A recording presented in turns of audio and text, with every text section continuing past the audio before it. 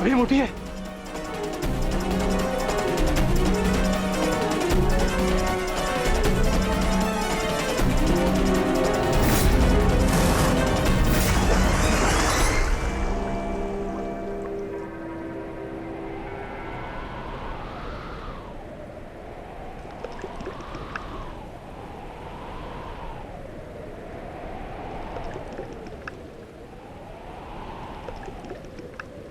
उठिए भ्राता भीम, उठिए भ्राता भीम, उठिए भ्राता भीम।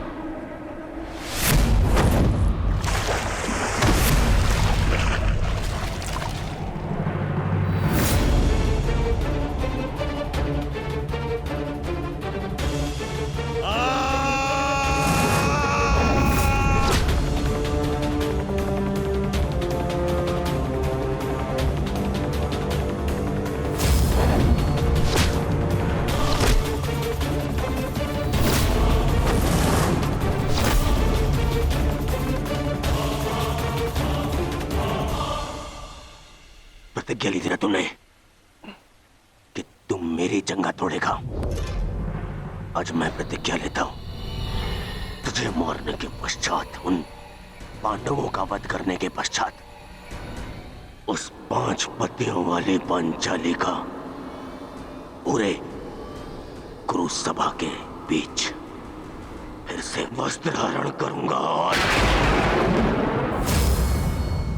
अपनी इसी जंगा पर बिठाऊंगा।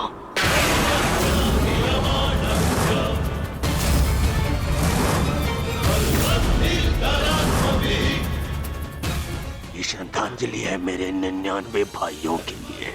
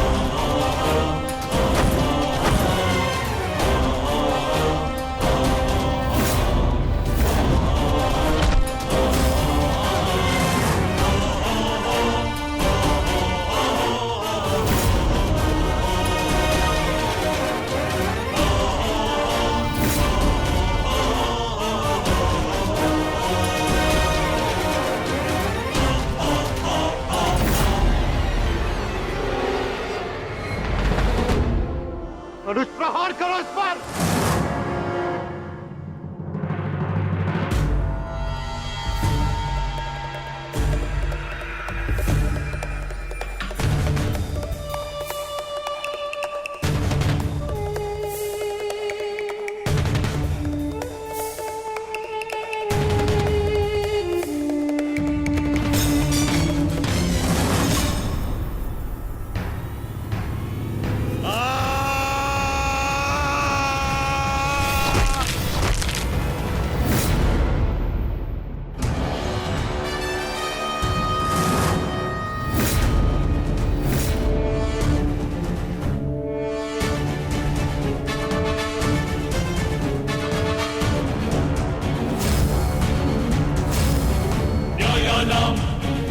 अधिकाराणां प्राप्त्यर्थं साम्राज्यर्थं न्यायानाम् अधिकाराणां प्राप्त्यर्थं साम्राज्यर्थं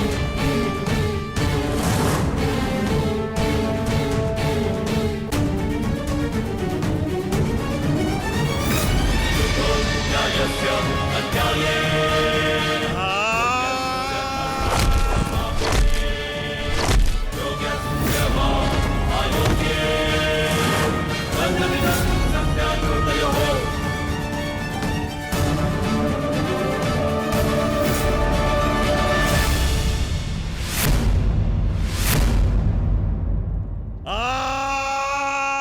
ये हो क्या रहा है? स्वयं स्वयं महाबली बलराम के होते हुए इस प्रकार नियम का उल्लंघन कैसे हो सकता है? बलराम को कुछ करना होगा। ये छल है बॉस।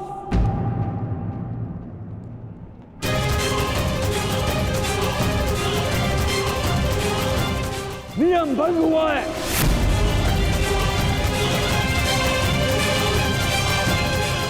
रुक जाइए दाऊ।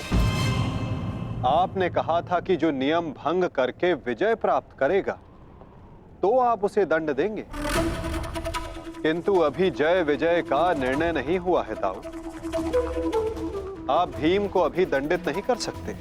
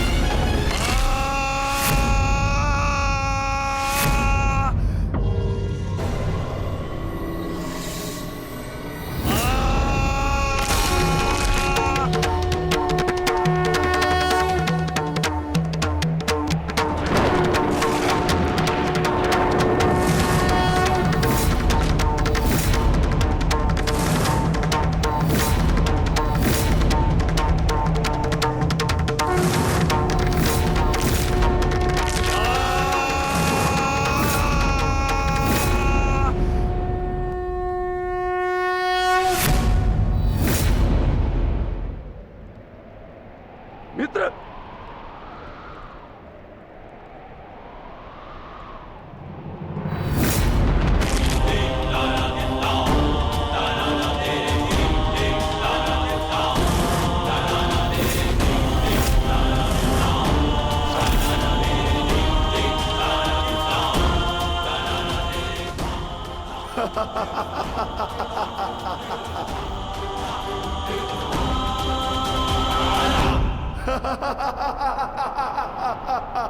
अंत हो गया, अधर्म का अंत हो गया।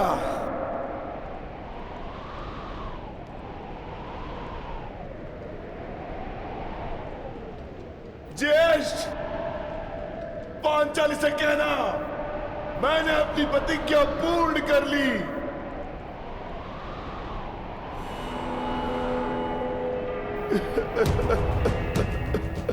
मैंने अपनी प्रतिज्ञा पूर्ण कर ली, पूर्ण कर ली, पूर्ण कर ली। ये 100 हाथी के बल वाला भीम 100 भ्राताओं का हत्यारा बन बैठा।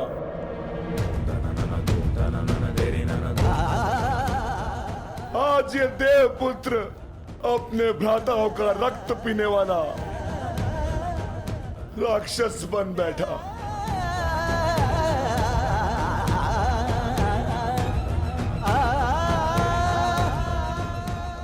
मैंने अपनी प्रतिज्ञा पूर्ण कर ली पांचाली। तुम्हारे अपमान का प्रतिशोध मैंने ले लिया। इस महायुद्ध में, इस महाभारत में मैं विजयी हो गया।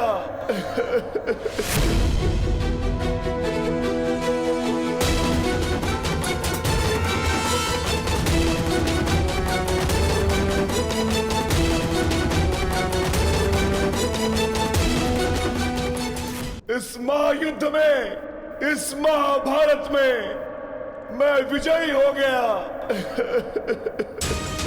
परंतु आज स्वयं को हार गया ये वृकोदर भीम। हार गया ये वृकोदर भीम।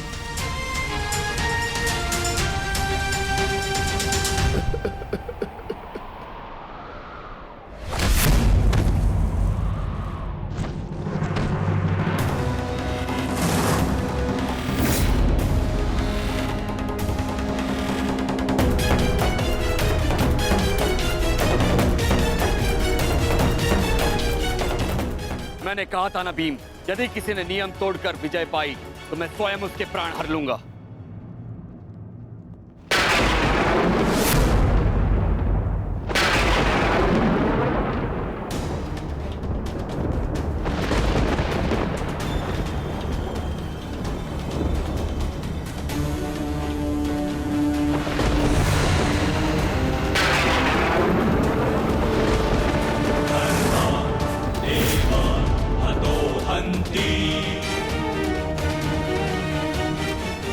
तुमने दुर्योधन की जंगा पर प्रहार करके द्वंद का नियम तोड़ा है भीम। अब मैं तुम्हें जीवित नहीं छोड़ूंगा। धर्म स्थापना के लिए यह आवश्यक था और मेरी प्रतिज्ञा पूर्ण होने के लिए भी माधव ने मुझे मार्ग दिखाया। परंतु यदि माधव के ज्येष्ठ मुझे यम के मार्ग पर भेजना चाहते हैं तो मैं उसके लिए भी सच्चा हूं। श्री बलराम। हाँ बलराम, अंत कर दो इस दुष्ट का। ये हत्यारा है। इसने मेरे 100 पुत्रों की निर्दयता से हत्या की है। जिन पांडवों ने मेरे वंश के वृक्ष की जड़ों को काटा है, काट डालो उनके वंश के वृक्षों को। ये क्या अनर्थ हो गया महादेव। आपके दिए गए वरदान के पश्चात भी ये माता अपने पुत्र, अपने दुर्योधन को उस कृष्णा के छल से नहीं बचा पाए। ये कैसा न्याय है आपका। इसने 100 पुत्रों के गर्वित पिता को पुत्रहीन कर दिया। इसने एक अंधे के सभी स्वप्नों को अंधकार में डाल दिया।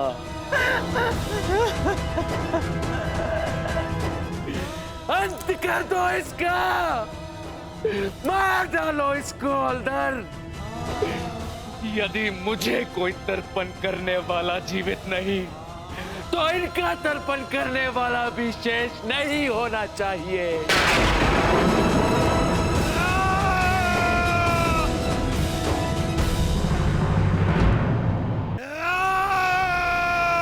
एक क्षण रुक जाइए दाऊ।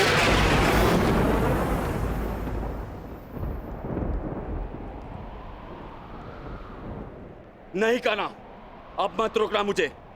अब मैं बंधित नहीं हूं। मैं अधर्म को तो नहीं रोक पाया, परंतु अधर्मी का नाश अवश्य करूंगा।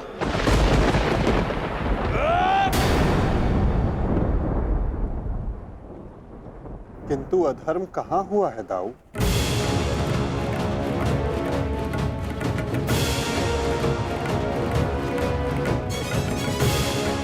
भीम ने नियम भंग करते हुए दुर्योधन की जंघा पर प्रहार किया।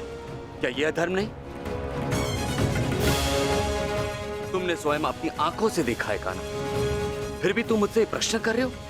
हाँ दाऊ, क्योंकि ये प्रश्न उचित है।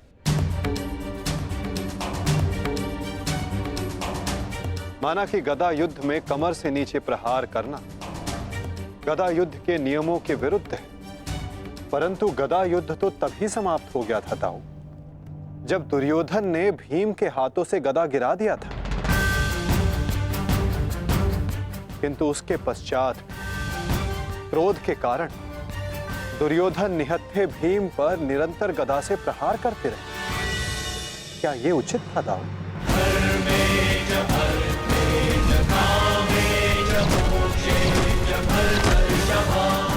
नियम तो दुर्योधन ने तोड़ा था, विकोदर भीम ने तो केवल आत्मरक्षा का प्रयास किया था, जिसके कारण विकोदर को विवश होकर दुर्योधन की जंघा पर प्रहार करना पड़ा।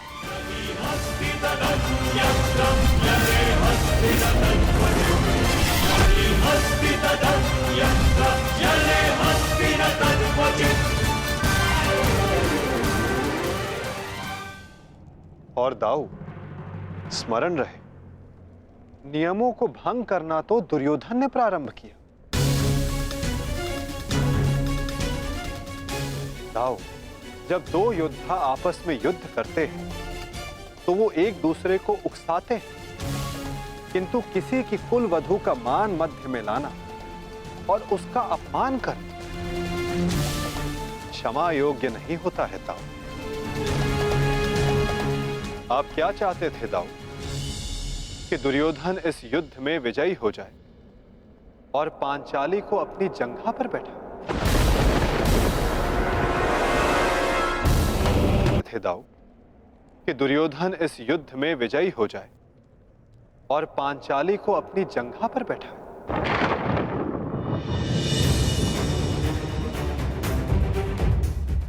क्या ये नियम होता? क्या ये धर्म होता दाऊ?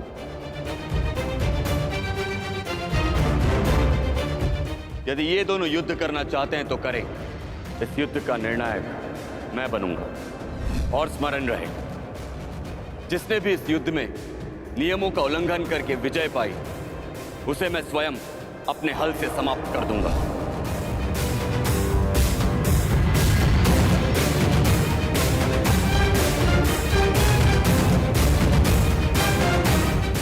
जो हुआ था वही नियति थी और वही धर्म के हित में की गई नीति था। और यदि फिर भी आपको ऐसा लगता है कि इस द्वंद्व में आपके समक्ष अधर्म हुआ है, तो उस सारे अधर्म की जड़ मैं हूं।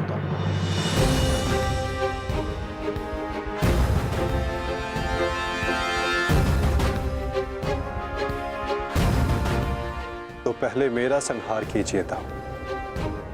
मैं इस दंड के लिए प्रस्तुत हूं।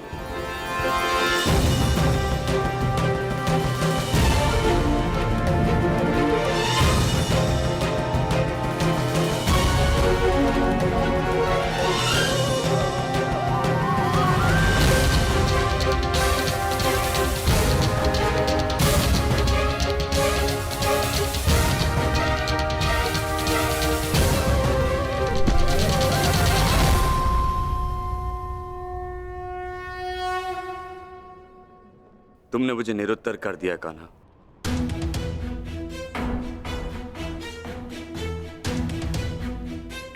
परंतु निराश मैं अभी भी हूं। भले ही दुर्योधन हार गया, परंतु मेरी दृष्टि में आज भी वो मेरे पश्चात संसार का सर्वश्रेष्ठ गदाधारी रहेगा।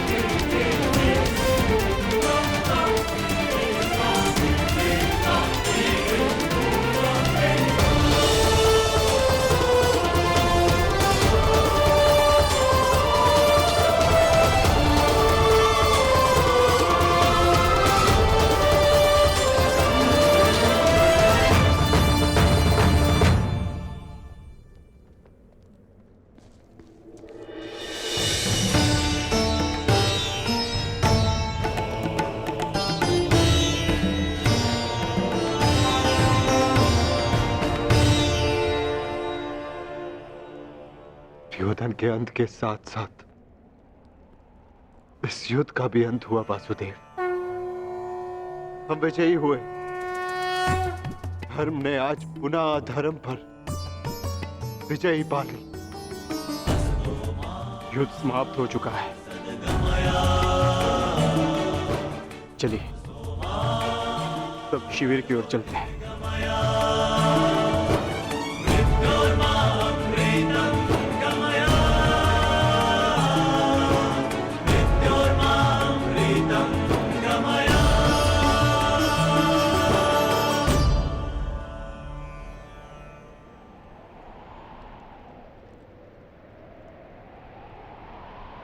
युद्ध अभी शेष है धर्मराज।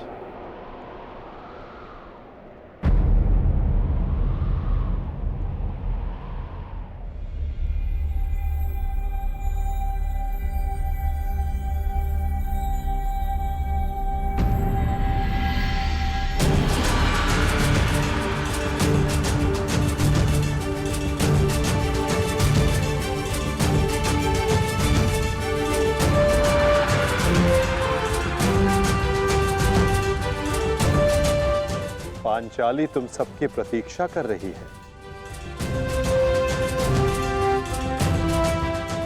जाओ।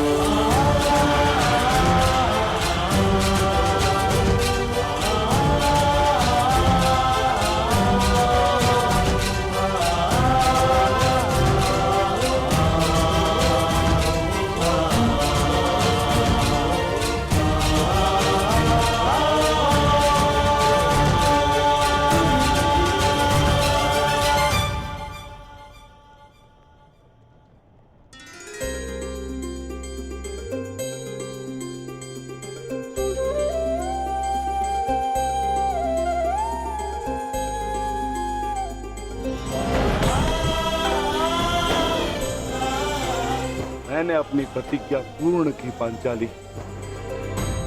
वचन के अनुसार मैंने 100 कौरवों का वध कर दिया।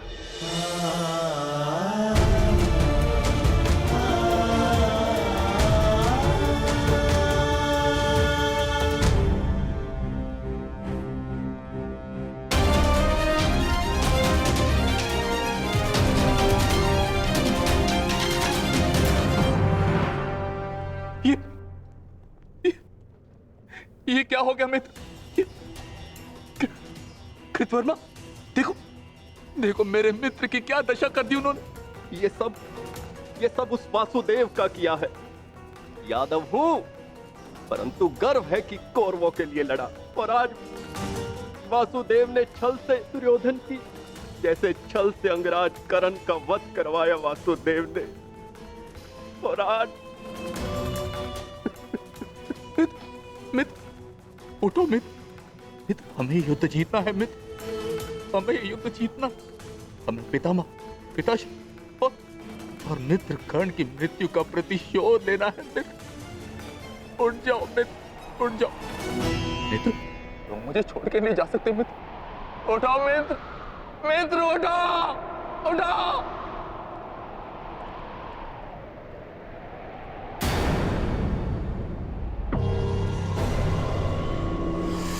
नहीं अश्वत्थामा, हम ये युद्ध हारे नहीं हैं अभी।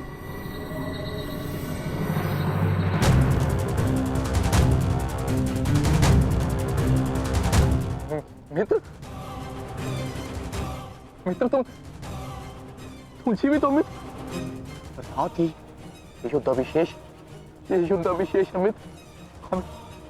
हमें युद्ध जीतना है मित्र, हमें युद्ध जीतना है। उठो, उठो मित्र, उठो। हमें युद्ध समाप्त करना है मित्र। उठो, हम ये युद्ध जीतेंगे मित्र। उठो मित्र। नहीं अश्वत्थामा, मैं हिल भी नहीं सकता। मेरा पूरा शरीर निष्क्रिय हो गया है। नहीं मित्र, मित्र ऐसा मत कहो मित्र। तुम सब कुछ कर सकते हो मित्र। और तुम्हारा ये मित्र अश्वत्थामा, ये भी सब कुछ कर सकता है मित्र, सब कुछ कर सकता है। मुझे सौगंध है अपने पिता की, आपकी और मित्र कर्ण की मित्रता। मैं पांडवों से प्रतिशोध अवश्य लूंगा मित्र, अवश्य लूंगा। मुझे आज्ञा दीजिए, मैं पांचों पांडवों के शीश आपके समक्ष प्रस्तुत करूंगा मित्र। मुझे एक अवसर दीजिए, मेरा अभिषेक कीजिए मित्र। अब मैं ही आपकी सेना और मैं ही आपका सेनापति मित्र, मैं ही आपका सेनापति।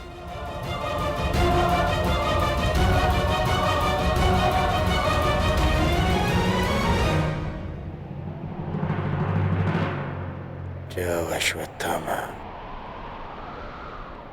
जाओ और मेरा प्रतिशोध लेकर आओ।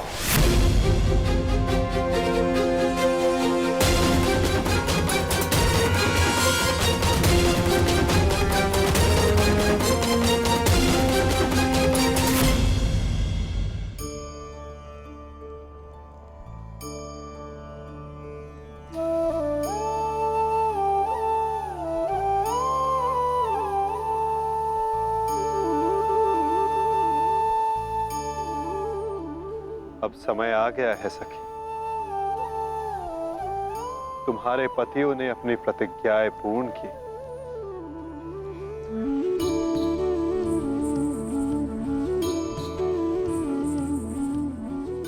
अब तुम अपना सम्मान वेश धारण कर सकती हो। चूड़ामणि धारण कर लो सखी।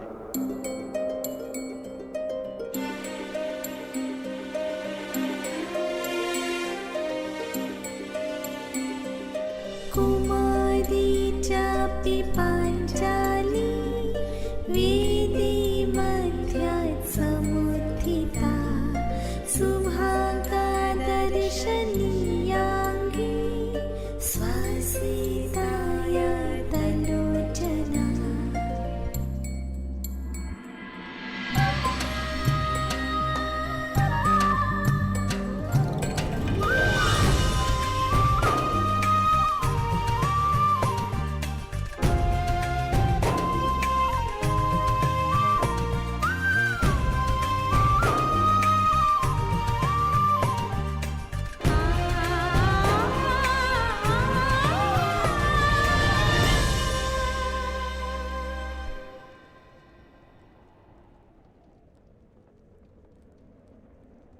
चलिए ज्येष्ठ, अब हमें चलना चाहिए।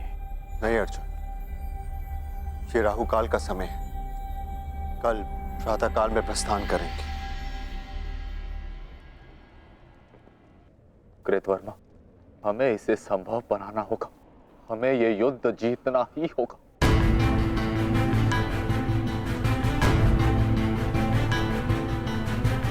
मैंने मित्र दुर्योधन को वचन दिया और मैं मैं इसे पूर्ण करके रहूंगा। किंतु योजना क्या है? योजना है मेरे पास।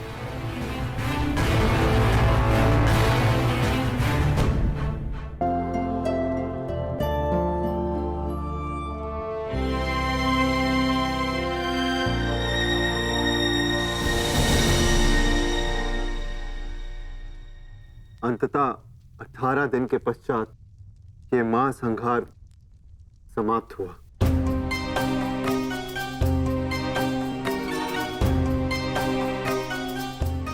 युद्ध भूमि को त्यागने से पूर्व युद्ध को संपूर्ण नहीं समझा जाता धर्मराज।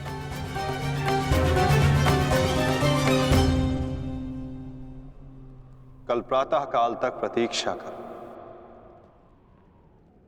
क्या पता कि कोई और चुनौती हमारी प्रतीक्षा कर रही हो। आज रात्रि जब वो विश्राम करेंगे तो हम उनका संहार करेंगे।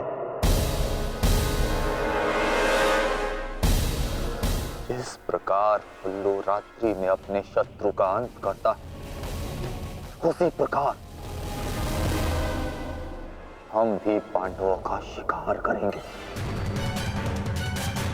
पांडवों का स्वागत हस्तिनापुर में नहीं,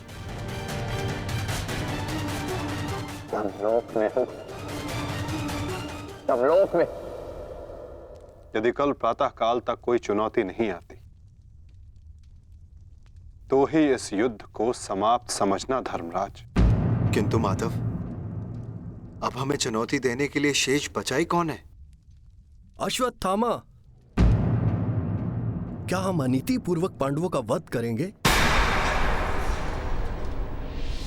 इस महाभारत में नीति अब शेष ही कहां है? क्या मेरे पिता का वध नीति से हुआ? क्या महामहिम भीष्म का संहार नीति पूर्वक था? क्या कर्ण का वध नीति का था? यहां तक कि मित्र दुर्योधन को भी नीति से परास्त किया गया। तो तुम किस नीति की आशा लगाए बैठे हो कृतवर्मा? इस युद्ध में नीति और अनीति का कोई महत्व नहीं।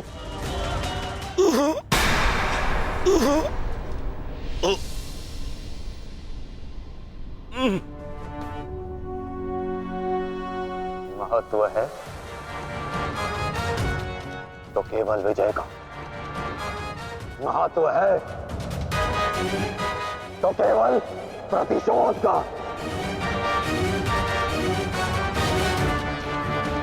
विजय पाने का केवल एक ही मार्ग है, आक्रमण। और वो भी तब जब शत्रु निद्रा में लीन हो। अपने शस्त्र के साथ सज्ज रहो कृतवर्मा, और रात्रि की प्रतीक्षा करो।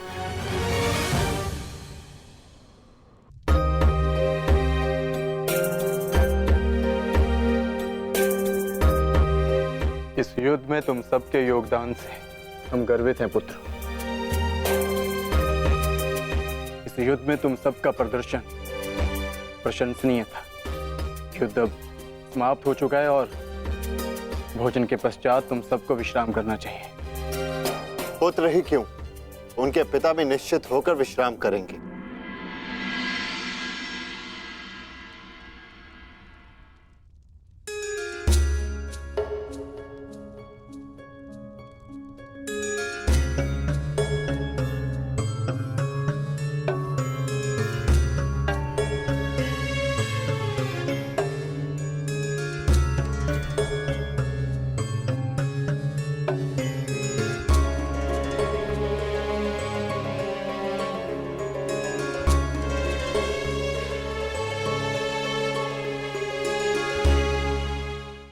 क्या हुआ माधव? एक अग्नि की चिंगारी बुझते बुझते भी कुछ ना कुछ भस्म करने का सामर्थ्य रखती है सखी।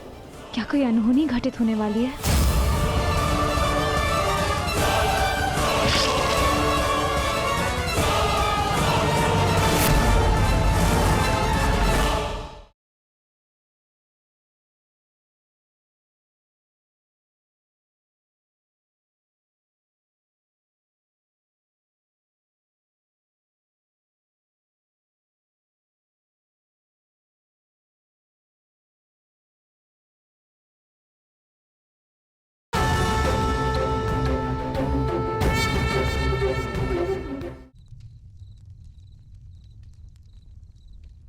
क्या हुआ माधव?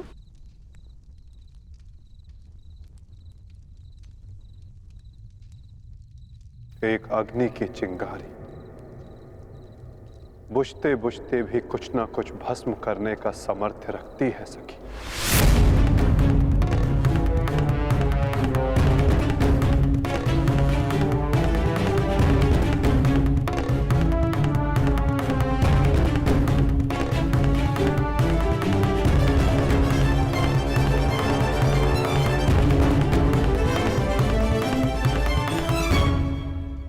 ये माधव क्या कह रहे थे?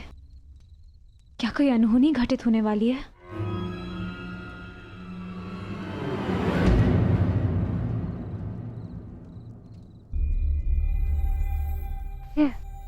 क्या हुआ पांचाली? इतनी विचलित क्यों हो? आर्य, माधव की बातों से ऐसा प्रतीत हो रहा था जैसे ये युद्ध अभी समाप्त नहीं हुआ है। कुछ शेष है जो हमें हानि पहुंचाने के लिए सज्ज है।